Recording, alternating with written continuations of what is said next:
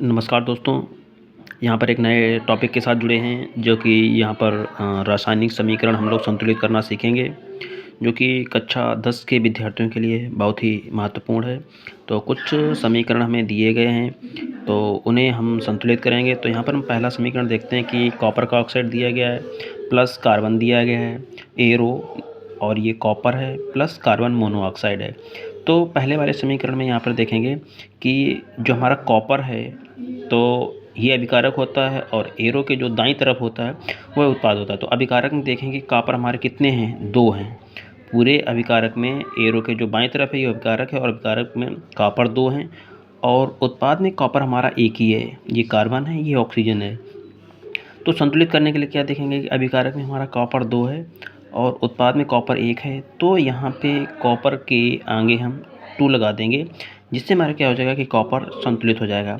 उसके बाद देखते हैं हमारा ऑक्सीजन कितना है। यहाँ पे ऑक्सीजन 1 है, यहाँ पे भी ऑक्सीजन 1 हमारा, प्लस कार्बन देखेंगे कार्बन 1 है और यहाँ भी कार्बन 1 है। तो पहला वाला समीकरण हमारा जो है वह यहाँ पे संतुलित हो चुका है। तो ये हमारा समीकरण संतुलित हो चुका है। अब हम दूसरे समीकरण में आएंगे, देखेंगे यहाँ पे आर्सेनिक प्लस ऑक्सीजन। तो यहाँ पे हमारा आर्सेनिक का ऑक्साइड बन गया है। अब संतुलित करना देखेंगे, यहाँ पे आर्सेनिक 1 है विकारक में और उत्पाद में आर्सेनिक हमारे क्या हैं, 2 हैं। उसके बाद में हम यहाँ पे देखेंगे कि ऑक्सीजन हमारा यहाँ पे 2 है, यहाँ पे ऑक्सीजन हमारे 3 हैं। तो हमें ऑक्सीजन संतुलित करना है, तो ऑक्सीजन संतुलित करना है तो क्या करेंगे, ऑक्सीजन संतुलित करने के लिए यहाँ पे 2 का मल्टीप्लाई कर देंगे। तो ऑक्सीजन 2 और मल्टीप्लाई 3, तो ऑक्सीजन यहाँ पे हो जाएंगे 6। अब ऑक्सीजन 6 करने के लिए हमें यहाँ पे 3 का मल्टीप्लाई करना पड़ेगा, 3 2 जा 6, तो यहाँ पे ऑक्सीजन 6 हो गए।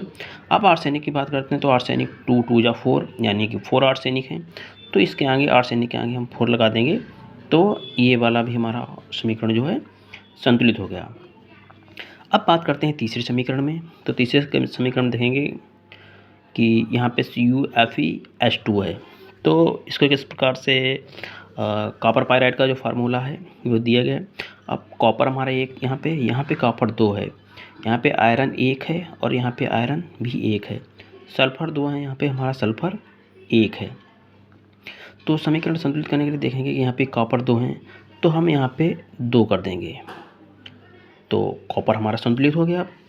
अब जो सल्फ़र है वह सल्फ़र यहाँ पे 2 दूनी 4 हो गए हैं और यहाँ पे सल्फ़र 2 ही हमारे हैं। तो अभी इसको भी देखेंगे, तो यहाँ पे 2 दूनी 4 सल्फ़र हैं और यहाँ पे अभी हमारे 1 2 और 3 सल्फ़र हैं।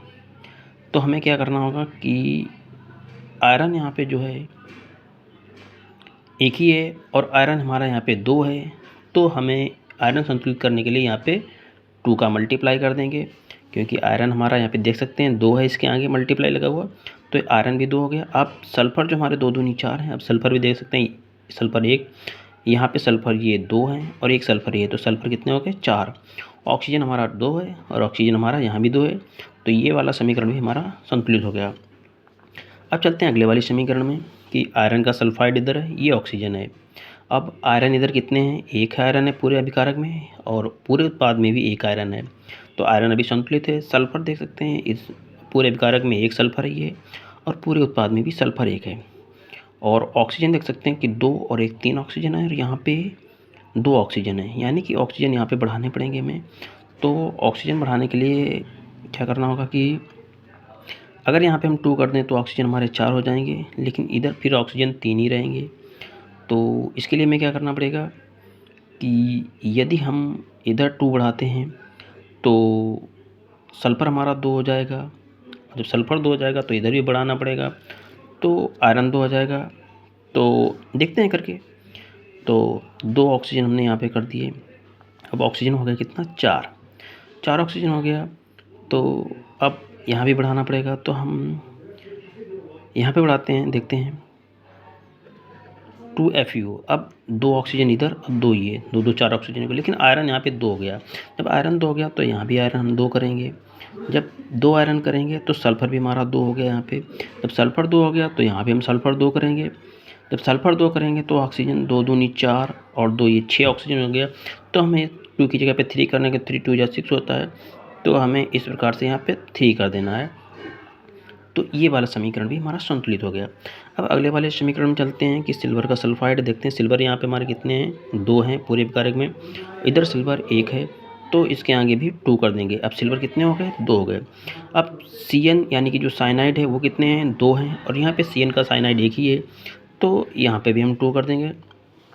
अब सोडियम देख लेंगे, यहाँ पे सोडियम 2 हैं, यहाँ भी सोडियम 2 हैं, यहाँ पे सल्फर 1 है, यहाँ भी सल्फर 1 है, यानी कि ये वाला भी समीकरण हमारा संतुलित हो गया।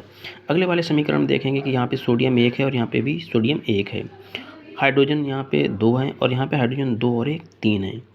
तो क्या करेंगे देखते हैं, इसमें भी 2 का मल्टीप्लाई इधर कर देते हैं तो हाइड्रोजन हो गए 4 हमारे। अब 2 का मल्टीप्लाई इधर भी करेंगे तो हाइड्रोजन कितना हो जाएगा, 2 और 2 4 हाइड्रोजन हो गया। अब ऑक्सीजन भी इधर 2 है, इधर भी ऑक्सीजन 2 है, और इधर सोडियम क्या है, 2 है, तो इधर सोडियम 1 है तो इधर भी 2 का मल्टीप्लाई कर देंगे तो सोडियम भी 2 हो गया। ये वाला भी हमारा समीकरण संतुलित हो गया। अब अगला समीकरण यहाँ पे देखते हैं, सोडियम हमारा 2 है पूरे विकारक में और यहाँ पे सोडियम 1 है, तो क्या करेंगे यहाँ से 2 का मल्टीप्लाई कर देंगे तो सोडियम कितने हो जाएंगे, 2 हो जाएंगे।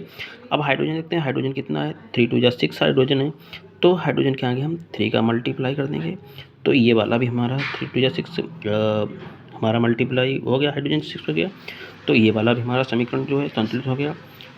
दोस्तों इसी के साथ हमारे सारे समीकरण संतुलित हो गए। अगर आपको कोई भी समस्या है किसी समीकरण में तो आप अपना क्वेश्चन पूछ सकते हैं। धन्यवाद।